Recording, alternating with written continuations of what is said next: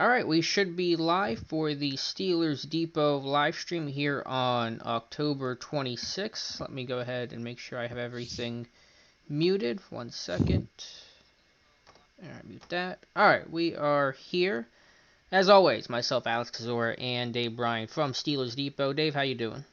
Doing good. Happy Monday, everybody. Thanks for coming. Happy Monday. We have a ton of questions already, a lot of people in the chat already, so I appreciate that. Hopefully we can get to every single question today. The way to guarantee your question will be asked and answered by us is to send us a super chat, which you guys can see below. It can be any amount, but that'll be the way to ensure it because we already have a pretty full house here already, and making sure everyone can hear us okay. Hopefully everyone can hear us. I assume that you can.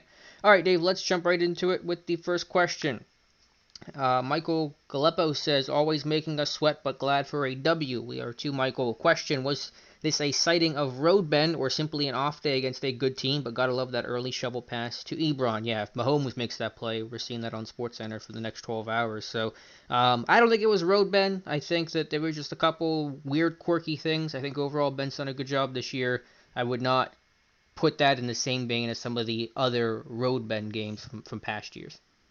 Yeah, look, one interception was tipped at the line of scrimmage. One was, even though you can question the decision to go deep. I mean, he's trying to hit a deep ball late in the half. Obviously that didn't result in points, but it did result in some momentum there. And then, obviously the last one, trying to thread the needle there. And if you slow that thing down on the tape, if you go back and you look at the all 22 one, you can understand what he saw, why he threw it Mm-hmm. there. The thing is, and he even admitted this after the game, was it needs to be a little bit higher and probably a little bit to his right a little bit there to make it a little bit more perfect throw. If Juju catches that, we're talking about how great of a catch it is. If that gets deflected and just incomplete and they kick a field goal there, are we even talking about the decision to throw the football there? It's a play that's very results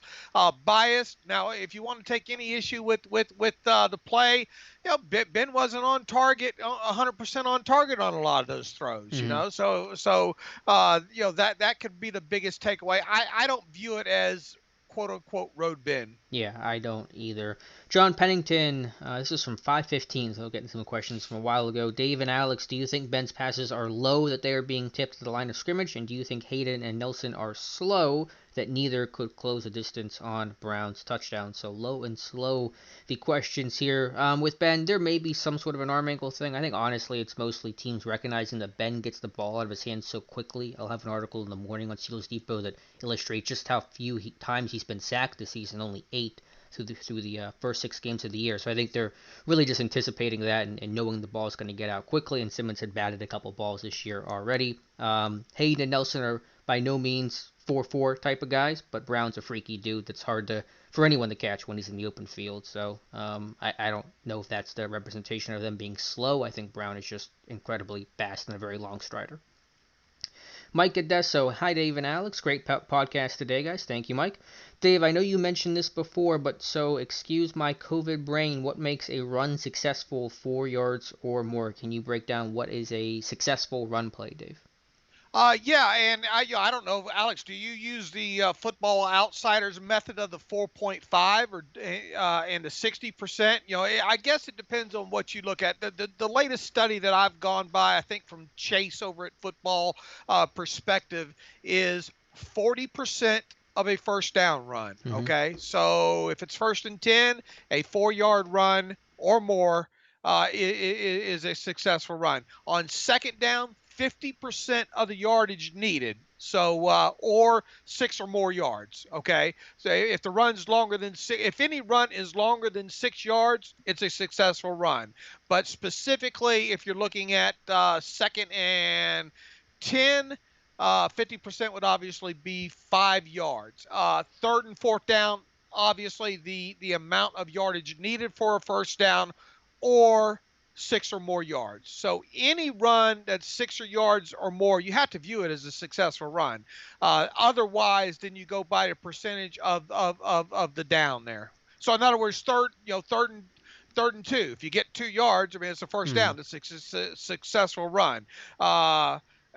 That's just the easiest way to do it, and this has kind of changed over the years. It used to be like 45% of first down. It used to be 60% of second down, and then obviously 100% of third or fourth down. I like to use 40%, 50%, 100%, and then as Chase recently added into there, 6 or more yards on any run is a successful run. You can't penalize a running back for getting more than 6 yards and not being successful. Yeah, a 15-yard run on 3rd and 18 is still successful. Sure. From the running back's standpoint, for sure. Verdon Barzy says, can't wait to see Pittsburgh Dad on this game. Yeah, Pittsburgh Dad's always good, getting me through 2020 with some of the post-game reaction videos. Captain Nub says 6-0, baby. 6-0 indeed. It's last unbeaten in the NFL. Slumpy Boy with an eye to next year saying, what position will we address in this year's draft? Personally, I have DB, offensive tackle, edge, and quarterback. Why do the Steelers always blow leads? Culture thing or just complacency? We can't have this next week. To the first question about the draft, we'll see. Long ways to go. I could see an offensive tackle. I could see a tight end. Let's just see who all gets retained and does not get retained in free agency.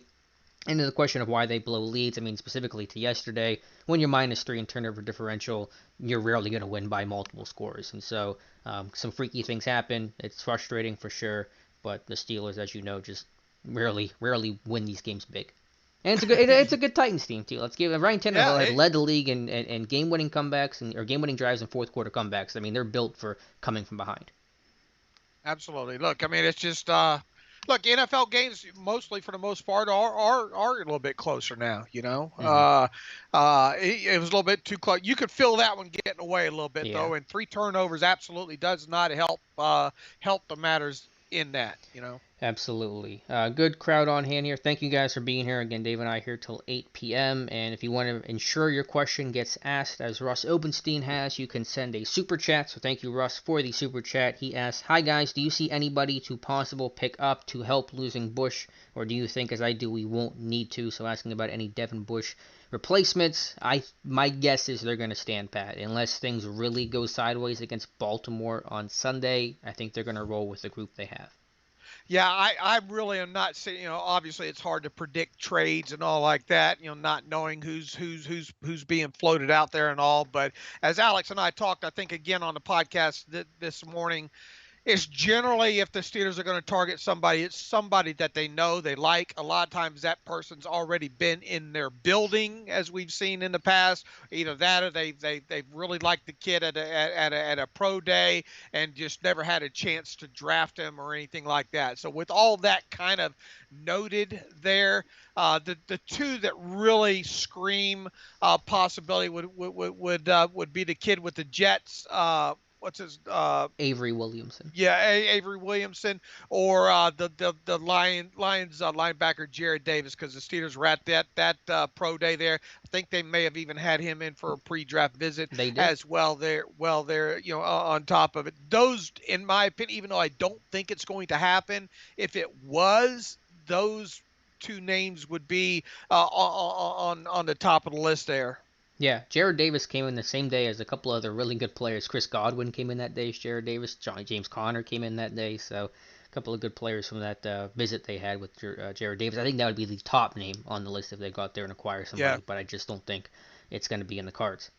Steeler fan 1933. Hi guys, Matthew's article today about Henry praising the Steelers front suggested that his successful run rate was either 40 or 45%. Do you know what it was for the season coming into Sunday? I don't know if you do, Dave, but I imagine it was probably pretty good.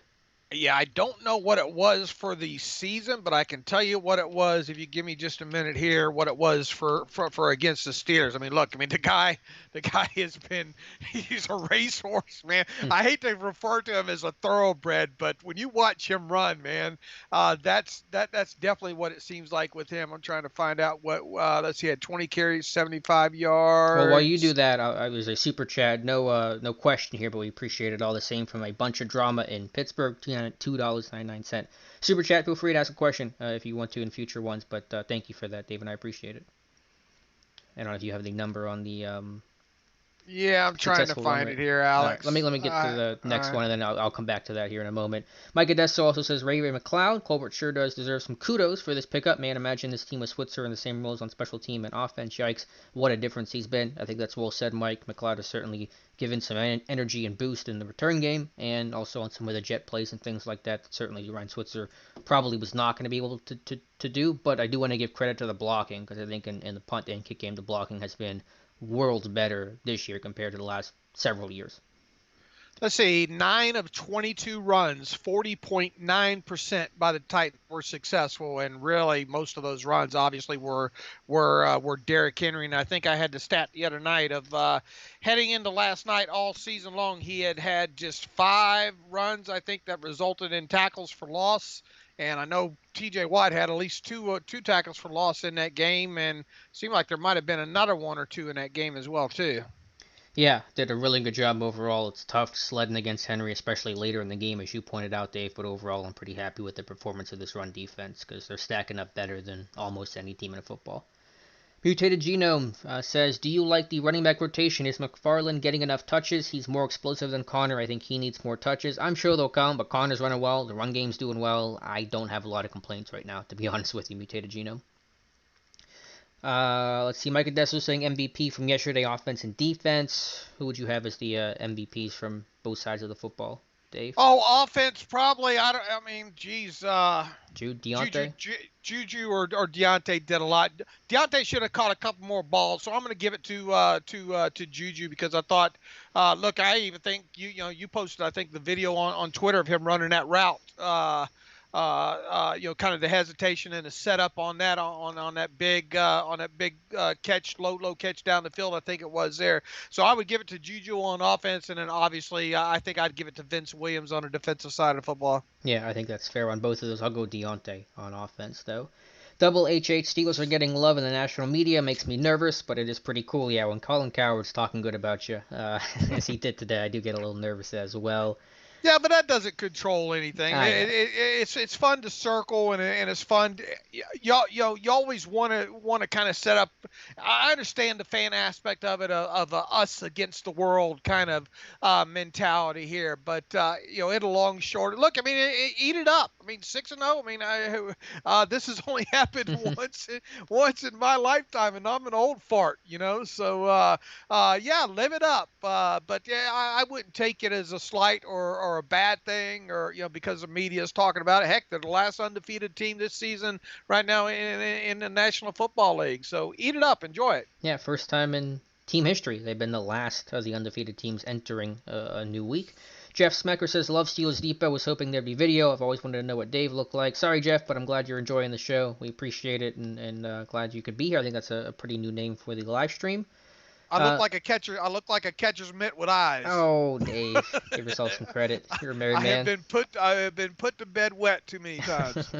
Rode hard, put to bed wet. A bunch of drama says, do you think Spillane is athletic enough to cover Mark Andrews of the Ravens this week? I would generally say no. I mean, we'll see. We'll get a pretty good gauge for how those matchups could be, but that on paper, the way you're describing it would give me some concern.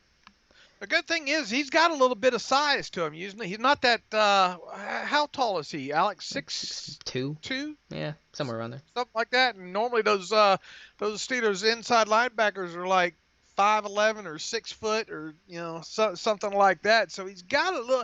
Look, I still think people. Now look, is he this athletic specimen? No, but I think he can still move a little bit there. So look, we're going to find out in certain situations, especially I think on some early down situations there. I think the Ravens would be smart to try to target Spillane and try to get Spillane to try to run with Andrews. And Andrews is a beast, man. Mm-hmm. He's a damn good tight end. He can move down the field, and he can combative catch as well too. So long story short, we don't know, but I have a feeling we're going to find out. And as Alex and I said, really going into this game, these next two games, this game against the Titans and the Ravens, we're really going to learn a lot about Robert Spillane and what his limitations are, and how the Steelers, effectively use him, especially on sub-package downs. We saw Ulysses Gilbert get put into the game, and about 14 snaps or Mm-hmm. somewhere around that. So yeah, do you want him out there for 100% of the snaps moving forward? Probably not, but we're going to get a good look at him against the Ravens, I have a feeling. And to be fair to Spillane, any linebacker and Mark Andrews, even Devin Bush is going to Sure. have his problems. So, I mean, he's just a freaky dude. That's hard to just put one guy on him and say that's going to solve it. Generally not how it works against Andrews. Right, and it's easy to, whatever happens in the game, it's going to be easy. If it doesn't go well, it's going to be easy for people to say, "Well, there you go." Yeah. You know, Yeah. it's all Spillane's fault. Right. Steeler fan 1933 says less cowbell, more like button. Steelers Nation. He has a $5 super chat. Thank you very much for the super chat and donation. Appreciate your support. You people, make sure you get on the Twitter machine and Facebook as well too. We're going to be. I really would like to see somebody who's a regular in these live streams. We're going to give away a total of, I think, 4 SI cover metal prints there, and they're really nice. I ordered one to the house just to see what they look like. A couple of them TJ Watt, a couple of them Juju Smith-Schuster here. So make sure you get on Twitter and Facebook and follow the rules of the contest, because I'd really like to see somebody win that this Saturday. Speaking of Steelers memorabilia, how about Mike Tomlin revealing he has a Jack Lambert jersey framed in his house? Heard that on the Mike Tomlin show this week. That's pretty cool. That's a very cool Tomlin touch. Yeah, and what was the other one? Muhammad Mm-hmm. Ali's. I think he said an autograph there, and some. I think a Joe Louis fight poster or something like Yeah, that. I didn't know Tomlin was a boxing guy, but that fits very much in the Rooney family. The Chief used to go 10 rounds back in his day.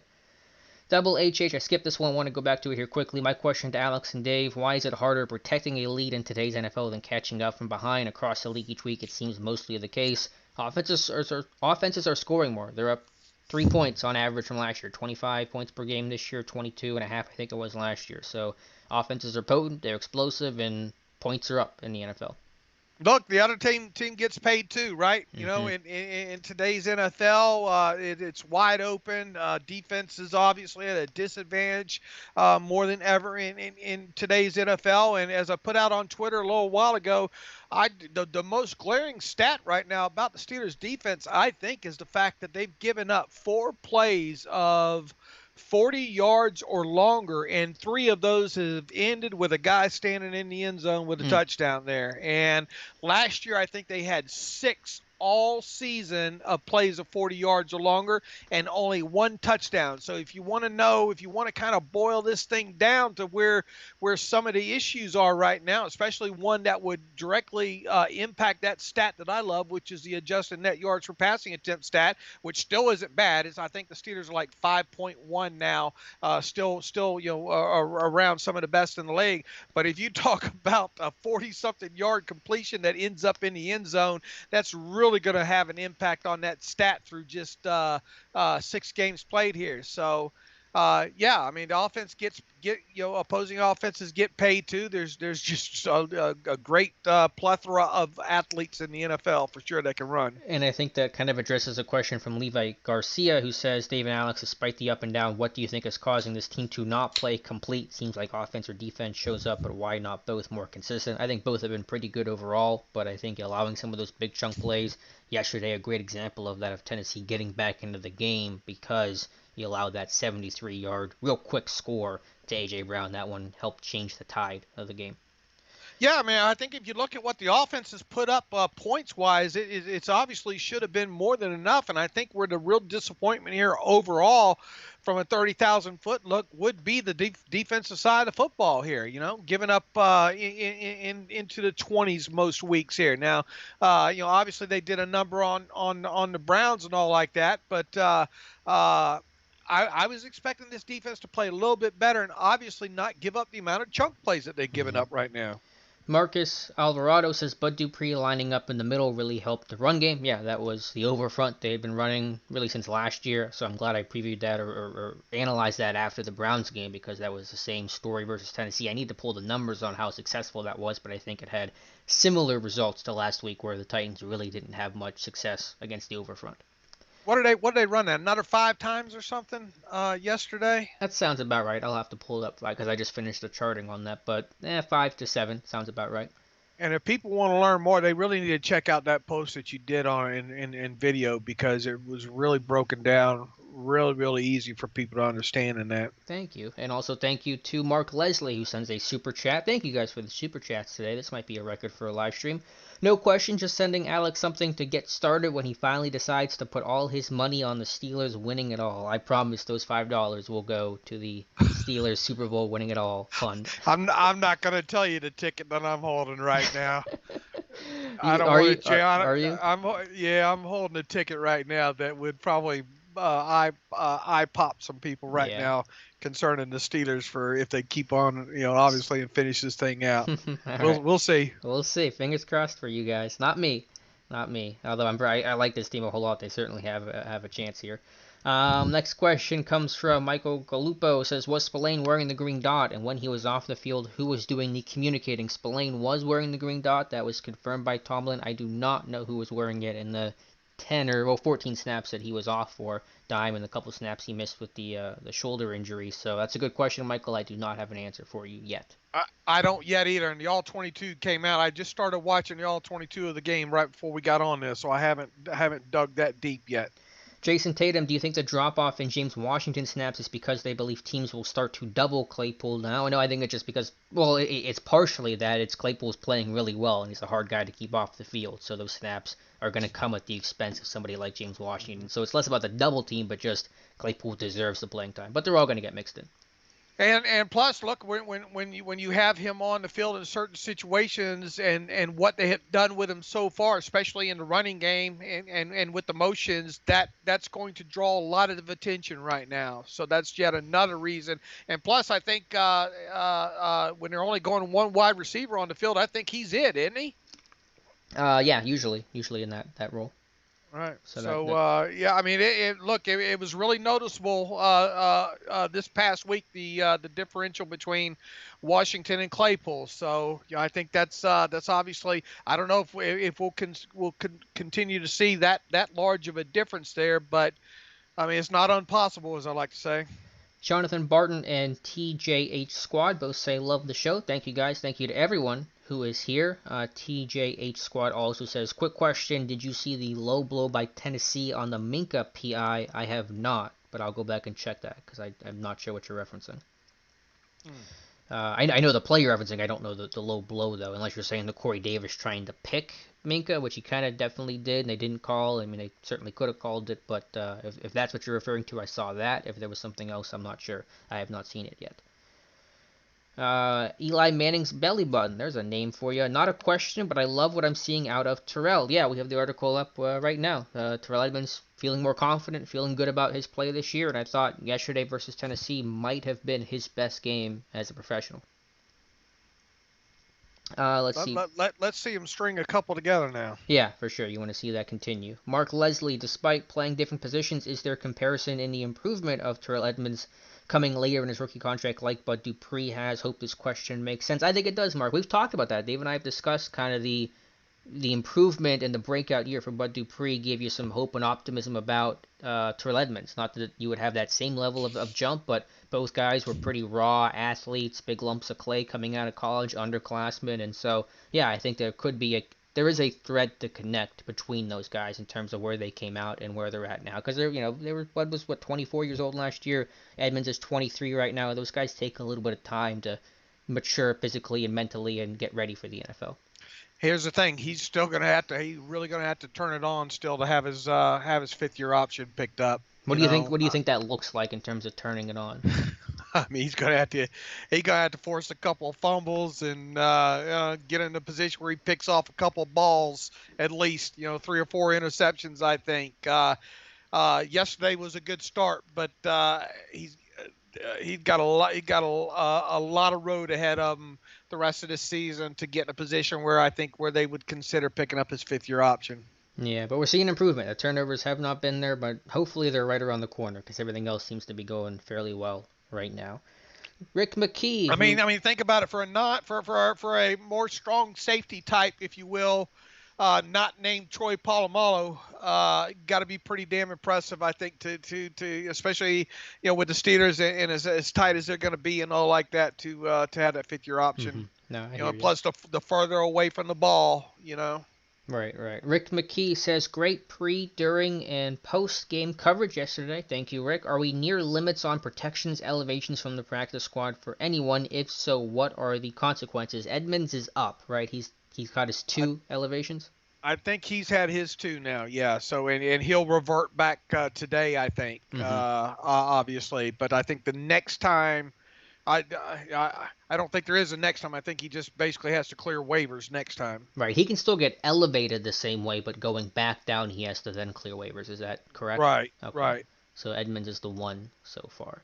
And then I think Deon Cain has 1 elevation, and Jay Elliott has 1 elevation. I think those are the only ones they've elevated so far this year. Right. Mondo was a flat-out signing, right. I think. Right. He was not elevated because he's still on the roster today. We'll see. Do you think he'll stay? Do you think he'll stay on the 53? They'll carry 7? Yeah, I think it all depends on what's going to happen. But he played him a lot of special teams. He played 17 snaps. 300 pounds. I thought it was an error. I started to thumb through the tape a little bit. Thought, my God, Alex wasn't kidding, man. Yeah, he was a 4-phase guy. Yeah, I don't know who do they think they had there, Tyler Matakevich or something. I don't know, but I think it all depends on Watt, on Derek Watt, Alex, and whether or not he stays on a 53. That's fair. Judas Booth, was it necessary to cut Colquitt and go with Jordan Berry? Did Berry improve over Colquitt in the Titans game? I mean, Berry barely got the punt. He didn't do it till the second half, I believe, but had 50 yards per punt on his 2 tries. I mean, was it necessary? I mean, it wasn't going to make or break you probably, but Colquitt was struggling, and I think he wanted to get more out of that unit, and so I don't think Berry's going to change the world on that, but if he can be 25% better, then you're a little bit better as a team. How many punts did he have in that game? 5, and 2 were inside the 20, I think, right? Who, Berry? Yeah. Did he only have 2 punts? I thought he only had 2 punts yesterday. I thought he had 5. Didn't he have 5 punts, I thought? I mean, they turned the football over 3 times, and they didn't punt in the first half. No. Wait.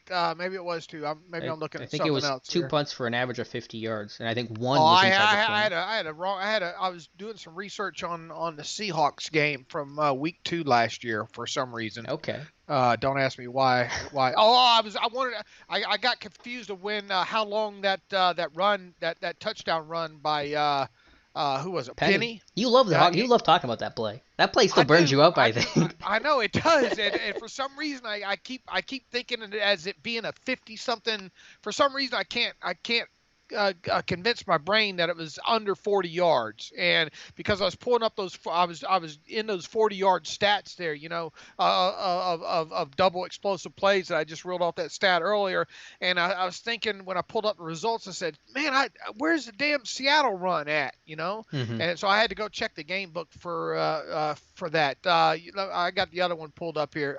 Berry, 2 punts, both inside the 20. Okay, so. Good day from yesterday. Not a very taxing day, but we'll take it overall.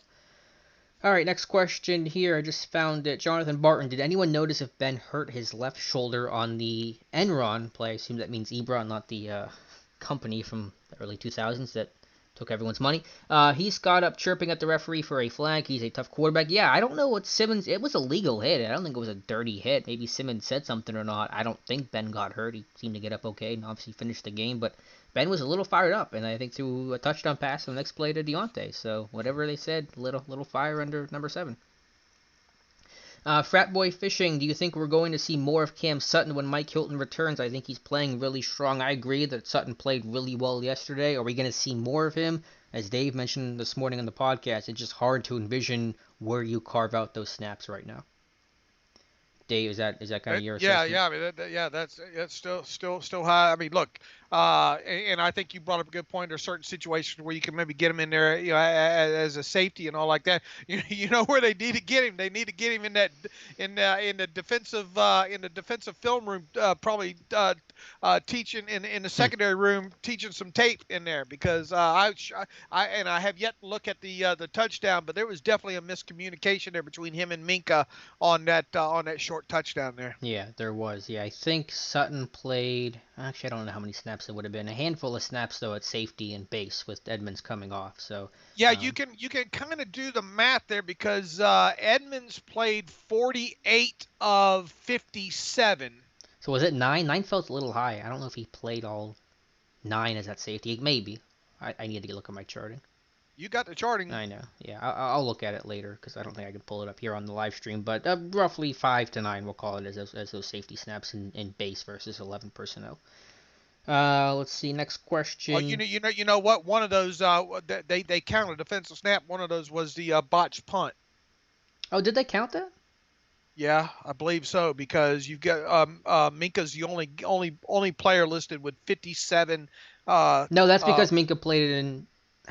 No, Minka played in goal line. They had a goal line snap, and that's why Nelson and Hayden don't have are one snap short. Oh, you sure? Yeah, because the punt. I don't think the punt counted because on the charting that you sent me, it doesn't have the punt listed. Right. Well, I pulled that out. Okay, but I know on the goal line there was one goal line. That's why Jordan Dangerfield has a snap because the one snap was in goal line and Minka was out there with the 3 safety set. Yeah. Okay, you're right. Yeah. Next question here, if I find it. Rory Prunella, what are the Steelers' defensive numbers when rushing 3? Seems like quarterbacks only and always make plays against us when given time in the pocket. Again, it's something I'll have to cite for my charting. I can't pull that on the fly right now, but I do get your overall point there, Rory, that the numbers probably aren't great when rushing 3. We need to get somebody to design us a database so all that can be put in almost like an interface with we have the charting, but if what we need is somebody to build the back end of something that we can at a moment, sort it like Pro Football Reference and pop those numbers out real quick instead of having to use the Excel spreadsheets and sort them that way. Yeah, the filter method with Excel isn't too bad though. Sure, it's not bad, but I mean, it'd be nice just to have, you know what I'm saying. I got you. David Kapoor says Dave's Anvil and Three Amigos references keep me coming back to the terrible podcast. So you found your market, Dave. Yeah, I'm glad somebody gets that stuff. I'm getting to the age now where I rattle some of this stuff off and think that, I feel like everybody should know it, but then I look around and not many people do. So at least there's still a segment out there that still gets some of these older references. The 80s don't seem that far away from me still, but evidently it's like the 1940s to most people. We just went over 100 people in the chat too, so thank you very much for that. I have a question here from the last Stylebender. Lamar and the Ravens struggle when they have a huge rest period, hoping we catch them sleeping. We'll see, but I mean the Ravens at home with some rest, not coming off a physical game like Pittsburgh is versus Tennessee. What's Baltimore open? 5-point favorites? I think it opened at like 6 or so, and I think it's already been worked down to close to 3 already at some places here. Yeah, so yeah, and look, a 3-point home field advantage. I mean, this thing will probably be right around 3.5 points by the time it goes off. Yeah. Jaskaran Singh says, do you think we should trade for Avery Williamson from the Jets so that we don't have to use many different sub-packages? I really would not trade for Williamson. I don't know what he's going to give you that a Spillane would not give you. You got to think, too, even if you go after a guy like Davis, I don't think they picked up his 5th-year option, right? So, that's a good thing to me because that's guaranteed now, isn't it? What's that? Aren't the 5th-year options now guaranteed? Had it been picked up hypothetically? Right. I believe so. Yeah, so I'm glad it wasn't picked up. Right, but anyway, what I'm getting at here is he'd be a 1-year rental, I'd be okay with that. I wouldn't be opposed. Obviously, the price would have to be right, and I think Davis would be an option on dime if he felt like UG3 couldn't get the job done. That'd be the only reason to trade, I think, for a linebacker right now is for some sort of dime type guy. Plus, what would you give up? What would you have to give up to get a former first-round pick for a 1-year rental? I don't think it'd be much, but a 7th, honestly, is probably all I would do. But I mean, surely they could get more. Maybe they can't. I don't know. I think they'd get more than a 7th for that. Jeez. I mean, what did Marcus Golden just go for? Like a 6th? I mean, and he's got some resume. He's got some NFL tape, some good tape out there. So I don't know. Either way, I don't think it's going to happen. I think it's all a moot point. MW, I was hoping Tomlin would approve Ben being aggressive, but say we cannot give up almost 2 field goals that Boz is kicking. Your thoughts? I assume that's in reference to the interception to Juju.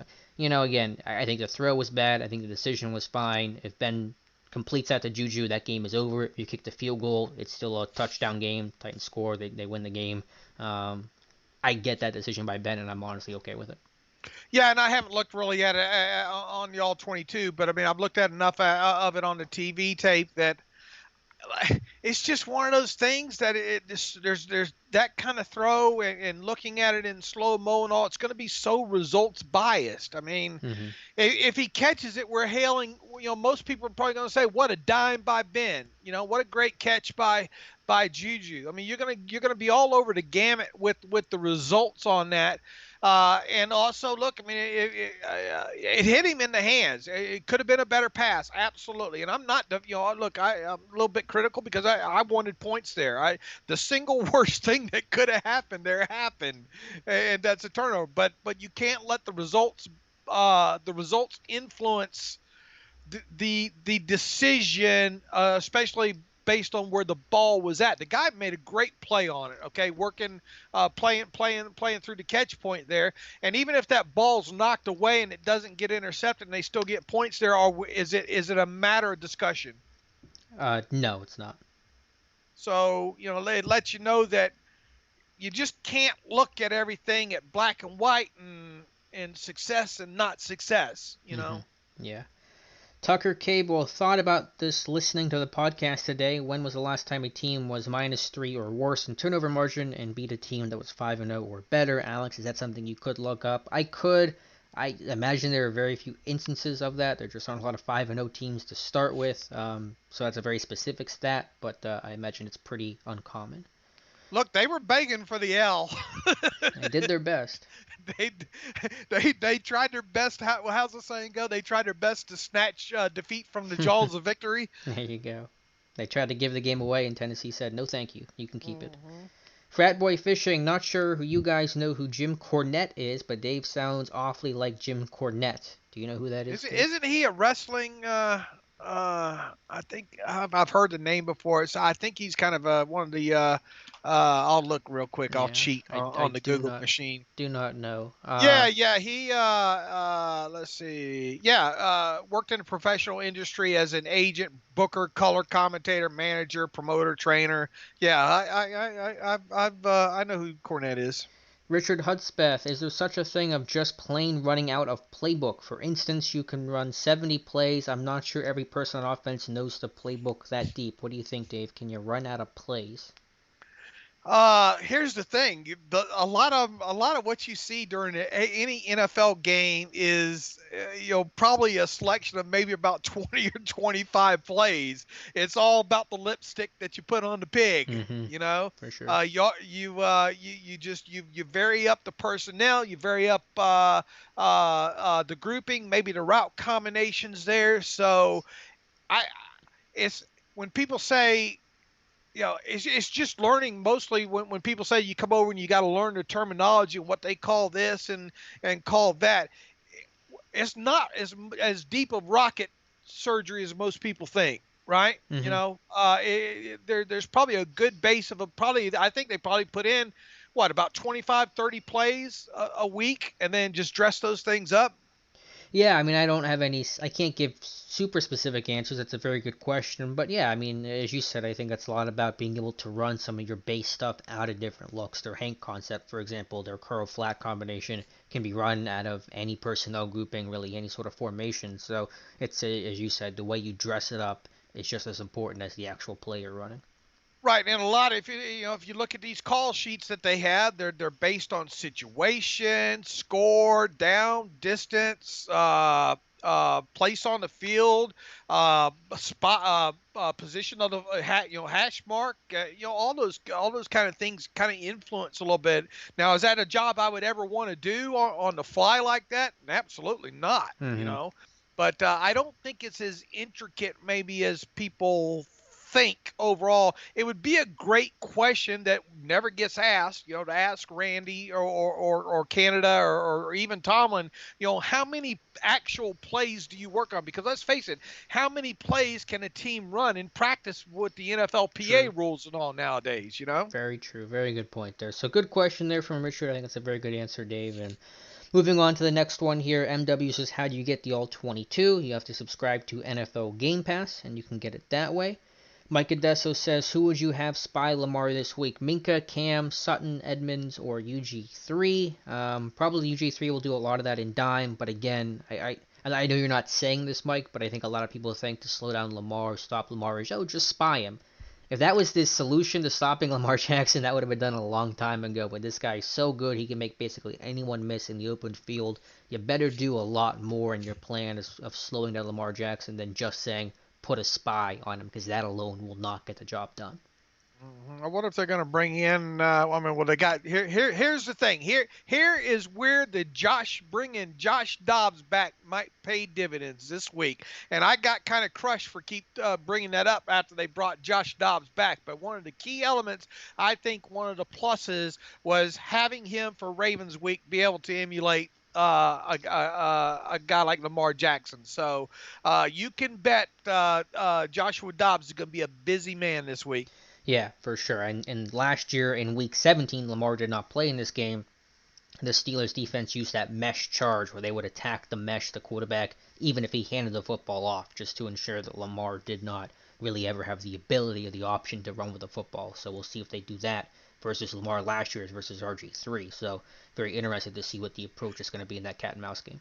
A lot of people forget they did a great job against him in Week 5 last year. They really did a good job against Lamar Jackson last year, and obviously didn't. They had really. Juju holds on to that football late in that football game. Duck probably gets him another 12 yards. They probably win that game. So look, both teams are obviously going to learn from that game as well too. But if you think back to that game, they did a really good job on Lamar in that game. Or if Ola doesn't get called for roughing the passer on that final drive, either of those plays probably turns it in the Steelers' favor. Yeah, great point. Steelers did as good a job against Lamar as basically any defense did last season. Judas Booth, was the long touchdown catch by A.J. Brown mainly the fault of Minka? I thought he took a bad angle, and it was his responsibility to make that tackle. Dave, I saw you tweeting about it before the live stream. Right, pull that up for the folks on the screen there. Is that on Jamie? Is that on? It's in my Twitter feed. In your Twitter feed? It's in my Twitter feed. See what comes up here on my Twitter feed. But while I'm pulling it up, explain kind of your take on that play. After looking at the end zone view on it, Vince had to hear that. I didn't realize how close that came to Vince and was thrown on the other side of Vince also. Vince liked to got a hand on it, and I think that Minka thought that ball was going to come on the other. I think he was waiting for the pass to come on the other side of Vince, not thinking that it was going to. I think he was still trying to find the football and didn't think that the ball was going to go on that side of Vince that it came on. And I just think it just threw the whole timing and his angle off and all like that. And Vince almost had that thing. That thing just went right by his right ear. Yeah, it's crazy how close it was. Vince ducked almost ducked kind of sort of because he just whizzed right past. And very close play. But either way, I think Minka's got to make that tackle at the very least. Sure he does. But do you understand? If you look at that in real time, do you kind of see where maybe Minka's maybe waiting that half second, think that ball's going to come on the other side of Vince? Yeah, I do. I get it, but. Again, I don't think I'm not excusing him. You got to get that guy down on the ground, whatever way, and probably take a little bit better angle, obviously. But I think that view makes it a little. Hopefully, people can see that on the video there. But it makes it. It's not excusing it, but I can kind of understand why Minka's reaction was the way it was. Mm-hmm. Yeah, I hear you. Fitz did a great job of getting almost there. If he gets the hand up or one direction, one way, that he knocks that thing down. Game of inches, as they say, and it certainly was on that play. Hung low. Why not make the over front the base defense if it's so successful? It's usually only done against multiple tight end sets or two back with a fullback in, so it's largely dictated by what the offense does. So that's why it's not your base, and plus it's just a good wrinkle to add in as a changeup on your base defense. Rory Pernella, are you concerned at all about our mid to deep passing game if teams are able to take away our quick hitting underneath game? I think this team's versatile to do both. I think the deep ball's been improving, so you never want to rely solely on that, but I think with the balance of the run game and the weapons to win over the top, no, it's not a big concern for me. You would like to see Ben start hitting a little bit better that downfield still. And I kind of go back to 2018 first half of the season. He wasn't great. Wasn't great with the deep ball, but he warmed up, and obviously he probably still learning a little bit about his arm, or elbow and all like that. So uh, look, if he's not going to be afraid to go deep, especially if he sees a one deep safety and a press, a man press type situation on either side, whoever it is, whether it be Juju running out of the slot, all like that. I mean, he's begging opposing defenses right now, I think, to basically not play zone and too deep. Mm-hmm. And I think I think you saw the Titans do that because the Titans just knew that, look, if we run a lot of press man about him, we're going to open ourselves up to a guy like Deontay. And I think they probably watched a little bit of film from last year on Deontay. Deontay's thinking, look, this guy just ain't a normal X slant receiver. This guy can take the top off too. So I think they're big onus to the Titans in that game. And Alex, I think you really pointed this out even before the game as well too. Is they play a lot of zone in that defense, a lot of two-man zone, and a lot of two-man man. Yeah, and it lent itself to throwing short. You really just could not throw deep. That's why Claypool and Washington were so quiet, and why Deontay and Juju and Ebron had such big games yesterday. Blitzberg77 is not happy about the OPI on the 3rd and 2 before the the Ben interception to Juju at the end of the game. Yeah, that's tough. I didn't see Samuels do anything. I mean, he was turning back to Ben, basically. So, yeah, that's a bad ticky-tack call. He's got a right to be able to run his route, I think, out of there, Yeah, but what are you going to do? At least it didn't cost you the game. Numel says, hi, Alex. Hi, Numel. Let's see, I'm trying to find some more recent questions here. Your boy 52 says Ben was jawing at Simmons after that hit because he was putting all his weight on Ben when he was getting up purposely trying to injure him. Yeah, I mean, it was a hard hit for sure. I didn't think it was a legal hit though, so whatever that's worth. Mark Leslie, being from Scotland, college football isn't covered much over here, and I know nothing about it. What should I be looking at with an eye to the draft? Dave, what are some draft tips for Mark? Oh, wow, man. Just try to watch as much as you can. That's, even our own Ross McCorkle asked me today, via DMs, what kind of tips, to help improve his tape learning and breaking down tape and all. And it's just, one of those things you just got to keep watching tape, So as far as breaking down, try to look for the athleticism. Try to look for the kid that stands out. And it's a lot harder to do, especially with guys in the secondary on TV tape, okay? But just try to find the guys that, like the receivers that are able to get off and beat man coverage, press man kind of situation there. The backs that make people miss in the backfield, if you will, is another thing.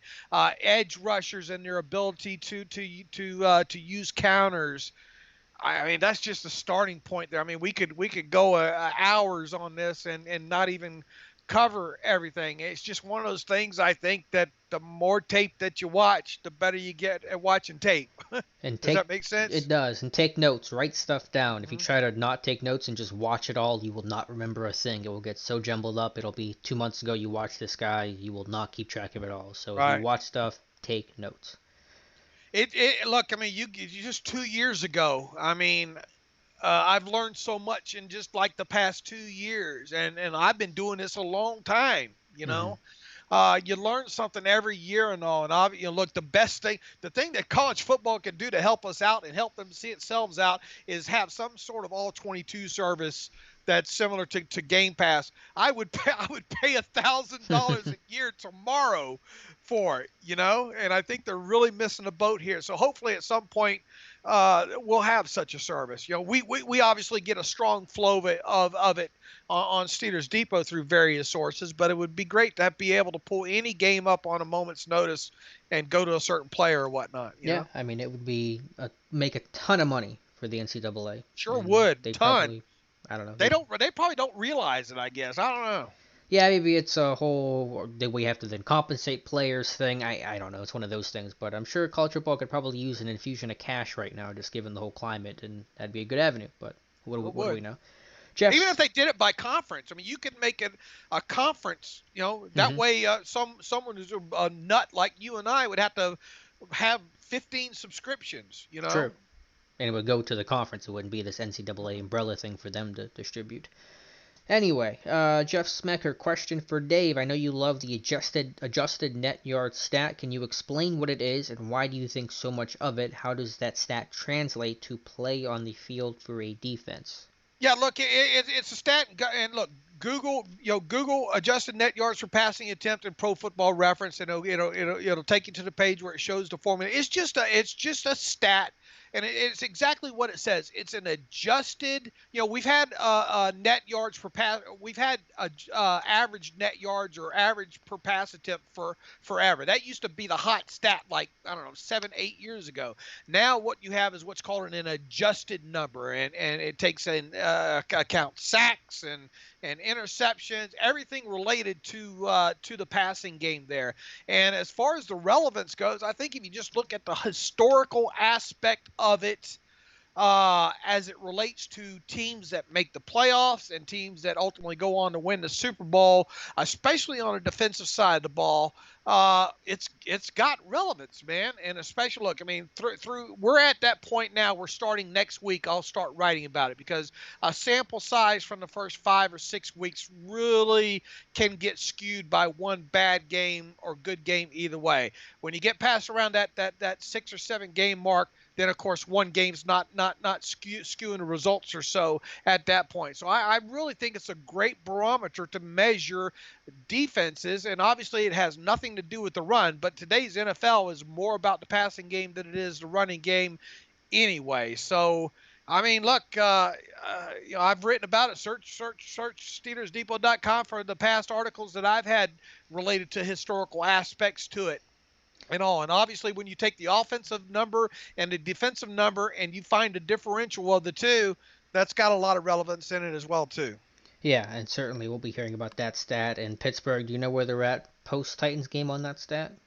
Have you done? 5 point, I think, what did I say? 5.1, I think, on defensive side of football, and I think down to 6.8, I think it was, on the offensive side of football. Look, those interceptions are going to hurt. I Mm-hmm. don't care how you get them; they hurt. But they still got a good differential. I think their differential is something like 1.4 right now, which is obviously is still good enough. Very good indeed. Kendall Douglas says my early prediction: Steelers 28, Ravens 17. So I hope you're right, Kendall.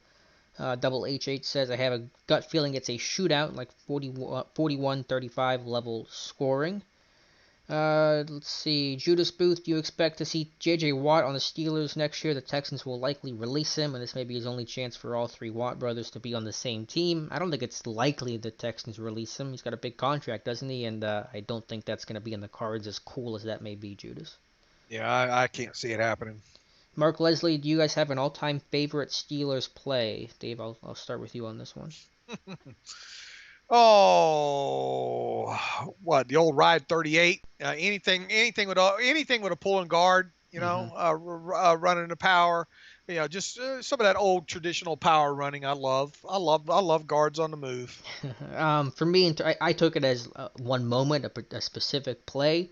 Obviously, Oh, a but I mean, specific play. he Okay. may be meaning one play that's run over and over. I'm not sure, but what do you have one particular play if that's how I'm interpreting it? I'm still fascinated by the immaculate reception after all these years. Every December when that rolls around, I spend 15, 20 minutes going back over that tape again.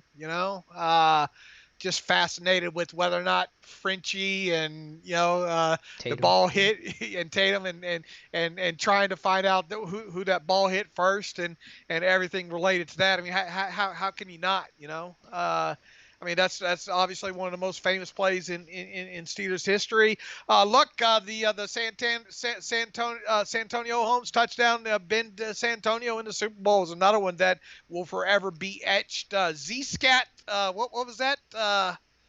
What was the name of that play? I don't remember the name that they called it. But it was a good one. Yeah, I think most Steeler fans of my generation would probably say this Antonio Holmes touchdown is probably number one for me, and just immaculate reception is probably the most popular choice for the older generation. To me, though, the play that always sticks out is Bradshaw to Stallworth to win the last Super Bowl in '79 to beat the Rams. Just that touchdown, that rainbow throw over the outside shoulder. Stallworth catches it in stride and races into the end zone, just like a poetic play of the evolution of the dynasty from a very run-oriented, defensive-minded approach, which it still was in part in '79, but airing it out by those last two victories to complete the dynasty. To me, where those plays and those moments really stuck out to me. I mean, I have spent way too much time on that San Antonio Holmes play before. 70. Hold on a minute here. 74 Scat Flasher Z level. Okay, that's the name of the call.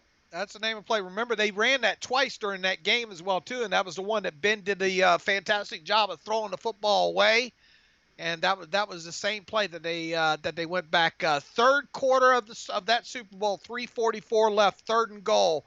They ran that same play, and that's the one where Ben almost got tackled for the sack, and he threw the ball out of bounds outside the tackle box. And then of course they went back to it in the fourth quarter on the San Antonio Holmes touchdown. Yeah. So, is that the play for you? Is that kind of the one moment that sticks out? Is it still immaculate reception? Could still be that play. Yeah. I mean, immaculate reception. But I mean, if you want to talk about one planned play that obviously what was successful, the touchdown to Holmes in the Super Bowl. Yeah, sure. For me, it's still Bradshaw to Stallworth.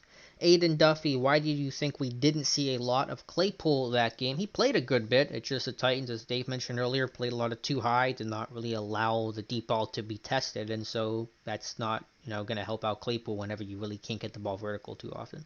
I think you're gonna see that throughout the season, a different flavor of ice cream every week. Mm-hmm. Look, Juju was back in week 1. Obviously, you had a couple of games there with Claypool. James Washington had a big game. A couple of games ago, and then you had Deontay was the hot guy this past week. So that's a good problem to have. Mike Adesso says, Dave, speaking of college athletes that stand out, that tight end from Florida would look really nice in black and gold. Any thoughts on that's Kyle Pitts, I believe. Yeah, correct. I haven't gone deep. I mean, I obviously know who he is right now at this point. How can you not? Because he scores like 2 touchdowns every week there. I haven't gotten into his deep into his tape at all. I mean, I know the names of several of these kids right now, but not enough to talk about him. Obviously, he's going to be a hot commodity. I think there's a couple of good ones, at least on surface. The Penn State tight end, Pat Freiermuth, and but I think there's like 2 other tight ends that are going to deserve some deep dives here at some point. But unfortunately, there's just not enough hours in the day right now. We'll obviously start diving into that. Hopefully, late into February because of the Steelers winning the Super Bowl. Mm-hmm. A couple more questions here before we wrap up the stream. As a reminder, Dave and I are here every Monday, 7 to 8 p.m. Eastern Time every week. 98671X says, was that an illegal pick on Minka at the goal line when he got called for pass interference? I think it was pretty questionable. If they would have thrown a flag there, I would have not disagreed with it. But tough play there. Yeah, I haven't looked at that on all 22 yet either. Corey Davis definitely moves that way, but there wasn't a ton of contact, so I don't know. Casey Young, do you think Dotson deserves more playing time from his play filling in for DeCastro? Where are you going to play him? You're going to bench Filer and put Dotson at left guard where he's never played before? You're not going to do that, and of course you're not going to bench David DeCastro. So his play deserves it, but there's just no home for him right now. Just good depth. Hard Punk Core, haven't seen that name in a while. Glad you're here, Dave. Is it time for the ANYA stat article? You said that is coming up, right? Yeah, we'll probably wait until after the Ravens game here. That way we'll have a good subsection of 7 games at that point for the Steelers.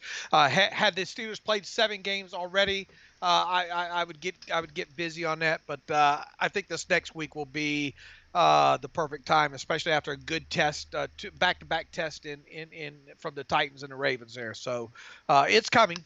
Brandon Hatcher, throws over the middle seem to be the defensive weakness. Is there a way to contain the run in middle of the field? I don't know if that's a weakness. I mean, I know their A.J. Brown play came over the middle, but I think they've actually been pretty good over the middle of the field. So I don't know. What do you think, Dave?